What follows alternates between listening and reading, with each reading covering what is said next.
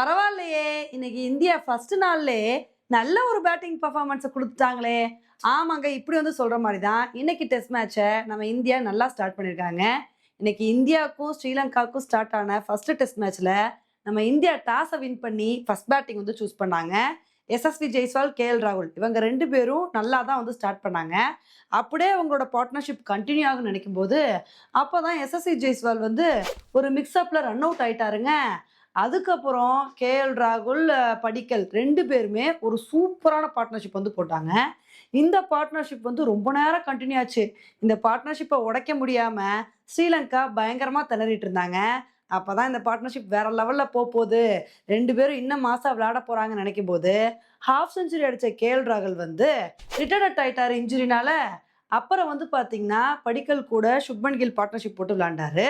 சுப்மன் கில் வந்து ரொம்ப நேரம் இன்னிங்ஸ கன்டின்யூ பண்ணுவார்ன்னு நெனைக்கும்போது, அவர் வந்து பிரபாத் ஜெயசூர்யாவோட பால்ல ரொம்ப வேகமாவே அவுட் ஆயிட்டாருங்க. ஆனா படிக்கல் இருந்துட்டு, "நான் இன்னைக்கு செஞ்சுரி அடிக்காம விடமாட்டேன்.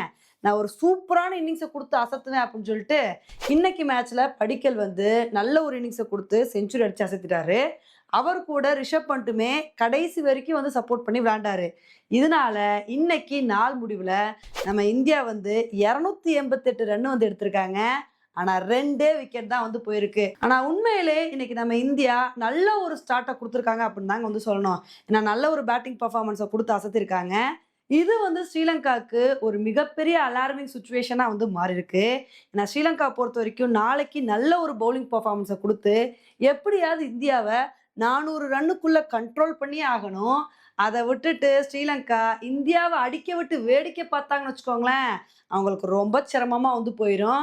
இப்ப இந்தியா மட்டும் ஃபர்ஸ்ட் இன்னிங்ஸ்ல நல்ல ஒரு பேட்டிங் பெர்ஃபார்மன்ஸ குடுத்து 500 ரன்னுக்கு மேல எடுத்துட்டாங்க அப்புட்ன்னா, அவ்வளோதான் இந்த டெஸ்ட் மேட்ச அங்கேயே கண்ட்ரோல்ல வந்து எடுத்துருவாங்க. ஏன்னா இந்த காலே பிட்ச் பொறுத்தவரைக்கும் ஸ்பின்னர்ஸ்க்கு சாதகமா இருக்கிறனால, 4வது, 5வது நாள்லாம் வந்து அங்க பேட்டிங் பண்றது ரொம்ப சிரமம்.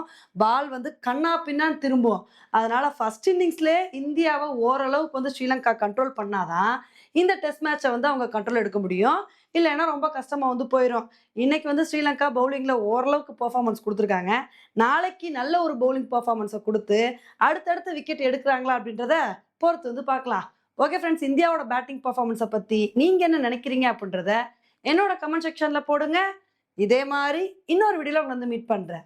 By friends.